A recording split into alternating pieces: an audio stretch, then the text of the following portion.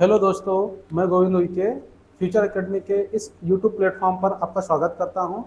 इस प्लेटफॉर्म के माध्यम से आज हम जो है तो रीजनिंग के कैलेंडर चैप्टर के बारे में जानेंगे, है ना। तो आइए हम जो है तो कैलेंडर चैप्टर के बारे में जो है तो पढ़ते हैं, ठीक है। चलिए,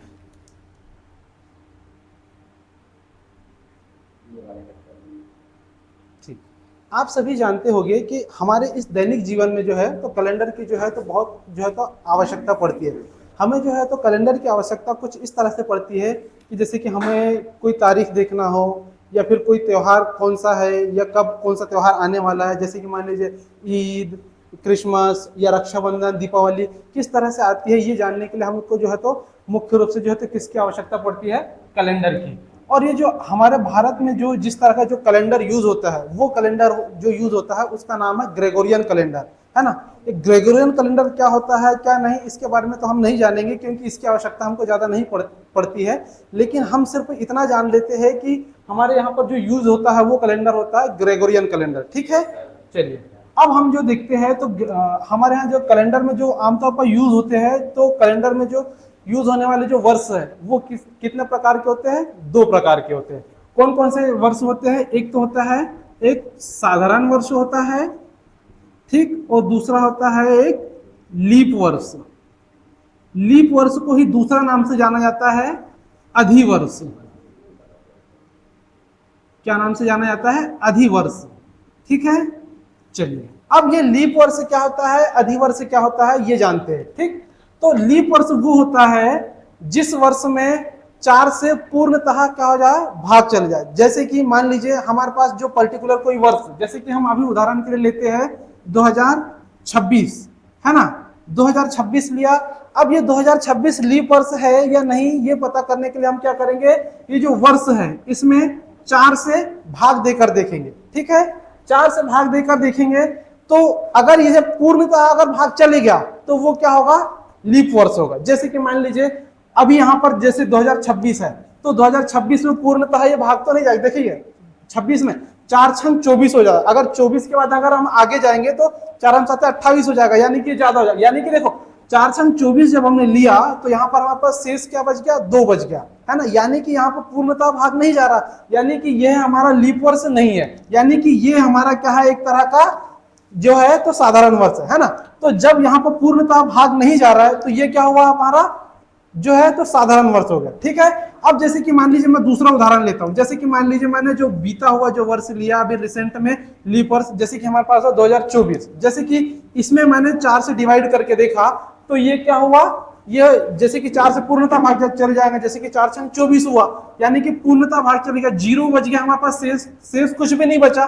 तो ये क्या हुआ, हमारे पास 2024 एक लीप वर्ष हुआ, ठीक है। अब जैसे कि मान लीजिए जो इसके बाद जैसे कि लीप वर्ष 2024 के बाद अगला लीप वर्ष कब आएगा, ये 2028 क्यों आया, क्योंकि देखिए जो लीप वर्ष होता है ये हर 4 वर्ष के बाद जो है तो रिपीट होता है, ठीक है। और ये जो लीप वर्षों के बीच का जो अंतर होता है वो कितना होता है, न्यूनतम 4 वर्ष होता है ना। अब अगर देखो न्यूनतम तो कितने वर्ष का होता है, 4 वर्ष का अंतर होता है ना। लेकिन अगर बात की जाए अधिकतम कितना अंतर होता है लीप वर्षों के मध्य, मतलब अधिकतम जो है, अधिकतम लीप वर्ष के बीच में अंतर कितना होता है, तो वो होता है 8 वर्ष का अंतर होता है, ठीक है। 8 वर्ष कैसे सर, अब देखिए समझते हैं। अब जैसे कि मान लीजिए एग्जांपल के तौर पर मैं एक उदाहरण लेता हूं, जैसे कि अभी मैं समझने के तौर पर 1996 लिया। 1996 के बाद जो लीप वर्ष आएगा वो कौन सा आएगा, वो तो आएगा आपका, देखो ये लीप वर्ष भी है और एक तो आपके लीप शताब्दी भी है ये, ठीक है। तो जैसे कि मान लीजिए यहां पर तो ये लीप वर्ष अभी 4 वर्ष के बाद आ गया, लेकिन मैं अब जैसे कि 8 वर्ष के अंतर वाला बताता हूं। जैसे कि मान लीजिए हमारे पास 1896, ठीक, ये है 1896 एक हमारे पास लीप वर्ष है। लेकिन इसके बाद जो अगला लीप वर्ष आएगा वो कौन सा आएगा, 1904, ये क्या आएगा हमारा अगला लीप वर्ष। अब आप सोच रहे होंगे कि जो 1900 वाली जो वर्ष आया वो लीप वर्ष क्यों नहीं हुआ। देखिए समझिएगा, जो 1900 आया वो एक तरह का शताब्दी वर्ष है ना। और शताब्दी वर्ष में हम लोग कोई वर्ष लीप शताब्दी है या नहीं है, ये पता करने के लिए हम किससे डिवाइड करते हैं, 400 से डिवाइड करते हैं। ठीक है, तो यहां पर जो हमारे पास जो बीच में 1900 जो वर्ष आया, 1900 जो शताब्दी वर्ष है, यह हमारा एक लीप वर्ष नहीं है। क्यों? क्योंकि यहां पर जो है 4 से तो डिवाइड हो जाएगा, लेकिन ये शताब्दी वर्ष होने के नाते हम इसमें 400 से डिवाइड करते हैं। ठीक है, इतना समझ में आया? तो देखिए अभी हम यहाँ पर कॉन्सेप्ट पर, यहाँ दूसरे कॉन्सेप्ट पे चले गए। जैसे कि हम अभी यहाँ पर वर्तमान में कोई वर्ष लीप वर्ष है या नहीं ये पता कर रहे थे, तो उससे हम जो है तो उधर चले गए। तो ये देखो यहाँ पर बात अंतर की आई थी कि 8 वर्ष का अधिकतम अंतर होता है, इसलिए हम जो है तो उधर जाना पड़ा। ठीक है, तो अधिकतम जो लीप वर्ष के बीच जो अंतर होता है वो जो होता है कितना होता है, 8 वर्ष होता है। ये आप ध्यान में रखिएगा। ठीक है, अब हम लोगों ने यहां पर भी समझ लिया था कि जो लीप वर्ष जो होता है कौन सा होता है, जो 4 से पूर्णतः विभाजित हो जाए वो हमारा लीप वर्ष होता है। ठीक है, अब जो वर्ष में 4 से पूर्णतः विभाजित नहीं हो रहा, जैसे कि मान लीजिए अभी हमने देखा था 2026, इसके बाद जो आएगा 2027, ये क्या है, हमारे साधारण वर्ष है। ठीक है, इतना समझ में आया लीप वर्ष और साधारण वर्ष का कॉन्सेप्ट। ठीक, इसके बाद हम जो है तो क्या करेंगे, अब यहां पर हम देखते हैं कि जो लीप वर्ष और साधारण वर्ष में जो दिनों की संख्या जो होती है किस तरह से होती है। ठीक है, अब लीप वर्ष और जो साधारण वर्ष जो होता है इसमें जो दिनों की संख्या, जैसे कि जो साधारण वर्ष है इसमें दिनों की संख्या होती है 365। ठीक, 365 जो है तो टोटल दिन होते हैं, और लीप वर्ष में जो होते हैं 366 जो है तो दिन होते हैं। अब यहाँ पर आप लोग सोच रहे होंगे कि सर ये 365 और 366 दिन क्यों, ये एक दिन जो बढ़ गया ये क्यों बढ़ा, कैसे बढ़ा? तो उस चीज के पीछे का कॉन्सेप्ट समझते हैं। ठीक है, 365 और 366 दिन जो यहाँ पर एक्स्ट्रा एक दिन जो आ रहा है ना, वो के पीछे का कॉन्सेप्ट समझते हैं। आप जानते हो, सभी लोग जानते होंगे कि एक दिन में जो है तो कितने घंटे होते हैं, कितने घंटे होते हैं, 24 घंटे। आप सभी ने बता दिया कि 24 घंटे, लेकिन आप लोग जो हो सभी इस भ्रम में जी रहे हो कि एक दिन में 24 घंटे होते हैं, लेकिन वास्तव में अगर देखा जाए तो एक दिन में 24 घंटे होते ही नहीं है। एक दिन में जो होते हैं वास्तविक जो समय है, तो एक दिन में जो होते हैं हमारे कितने घंटे होते हैं, 23 घंटे होते हैं और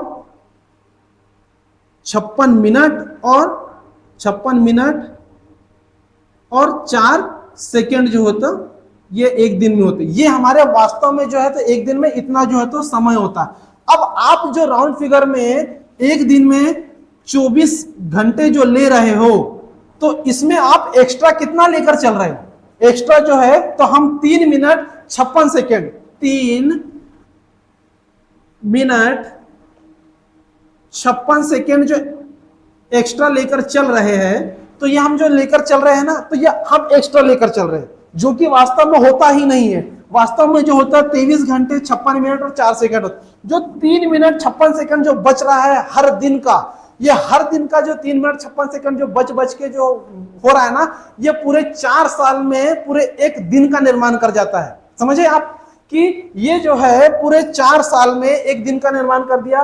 तो आप जानते होंगे कि जो लीप वर्ष में प्रति 4 वर्ष बाद जो एक दिन बढ़ता है, जो फरवरी में जो 29 फरवरी की जो मतलब जो फरवरी 29 दिनों की हो जाती है ना 4 वर्ष के बाद, तो वो इसी कारण से होता है कि ये 3 मिनट 56 सेकंड हर दिन का जुड़ जुड़ के एक दिन का जो है तो निर्माण कर जाता है 4 वर्ष में। तो यहां से आपको समझ में आया कि ये जो लीप वर्ष में एक दिन बढ़ गया तो कैसे बढ़ गया।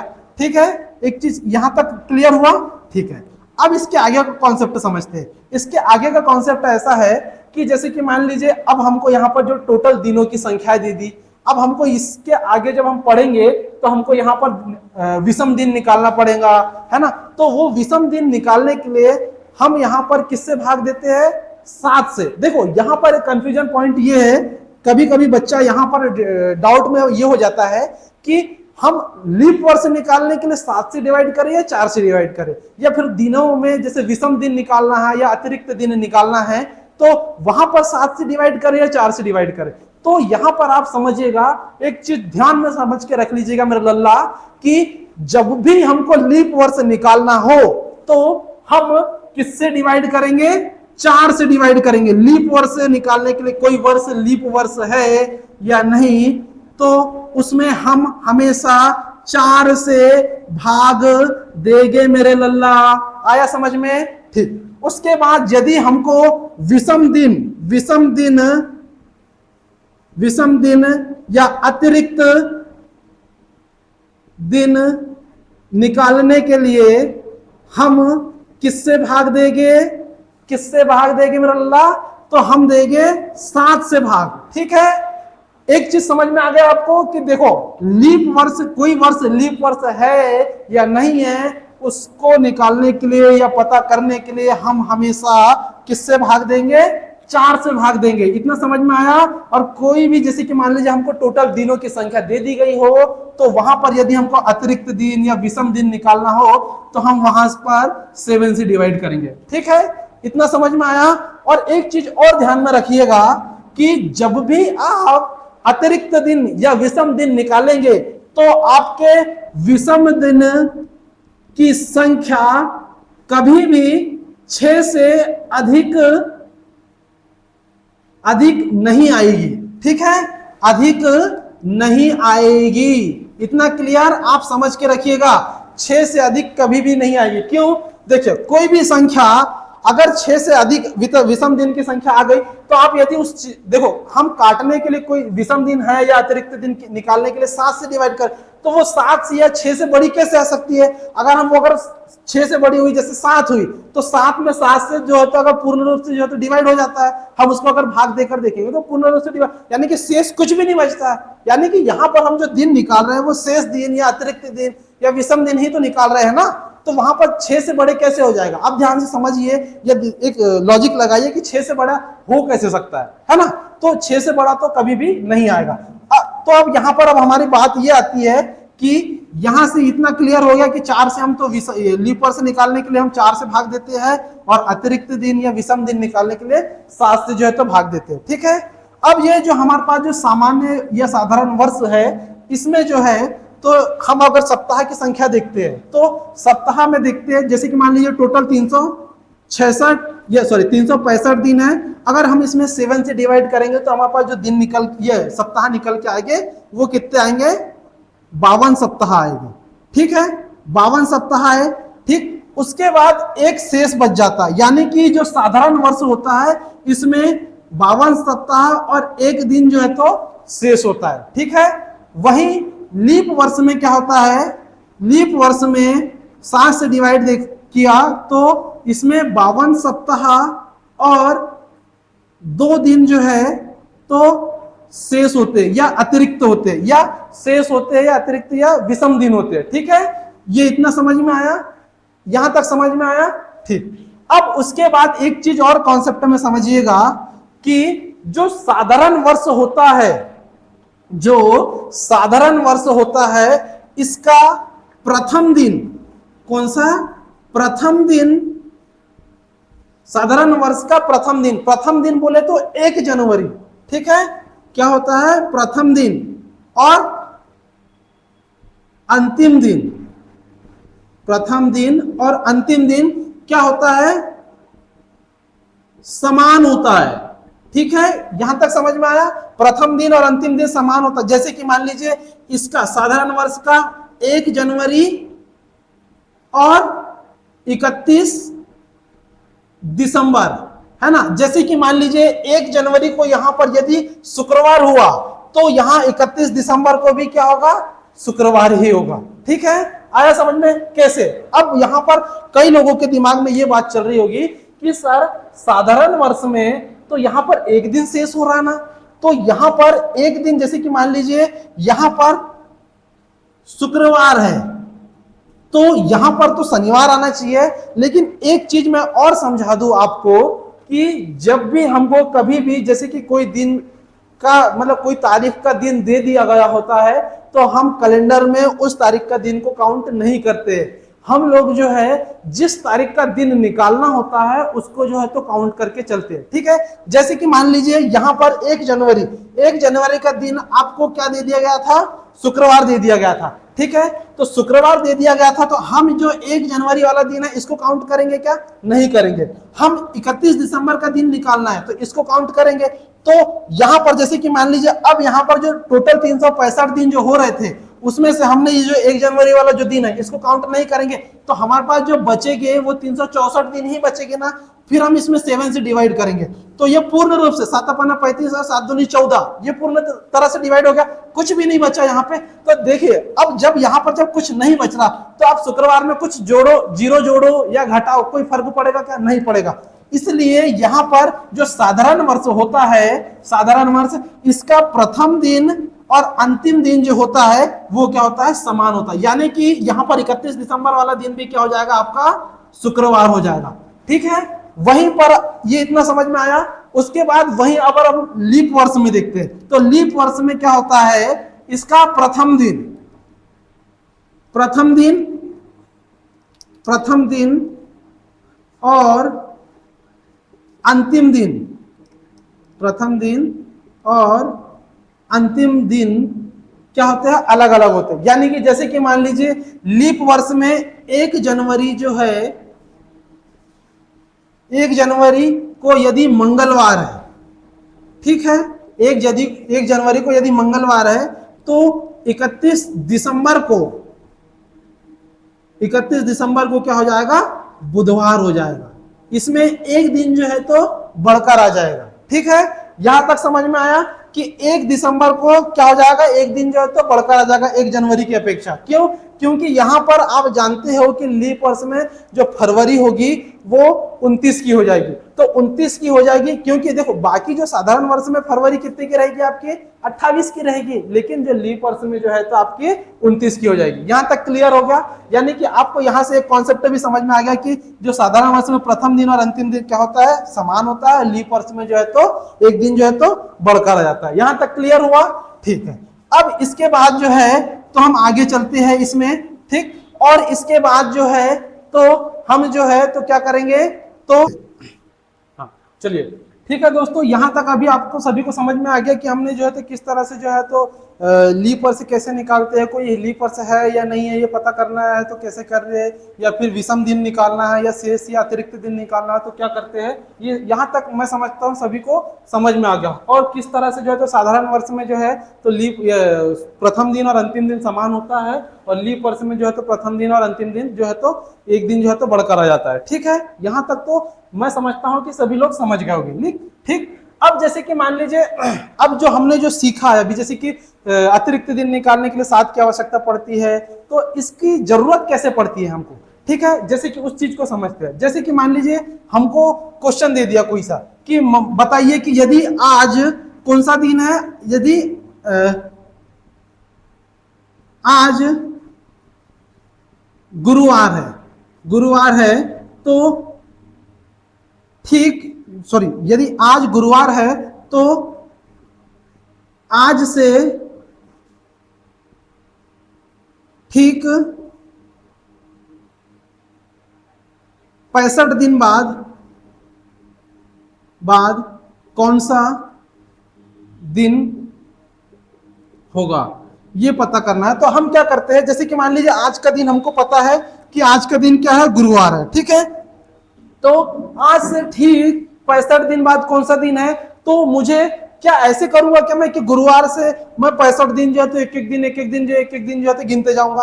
आप जानते हैं कि दिन किस तरह से रिपीट होते हैं कि जैसे कि मान लीजिए सोमवार, मंगल, बुध, गुरु, शुक्र, शनि, रवि के बाद फिर जो है तो दोबारा से सोमवार से स्टार्ट होने लग जाता है। यानी कि जो दिनों की साइक्लिसिटी हर 7 दिन बाद जो है तो 8वां दिन जो है तो रिपीट होता है।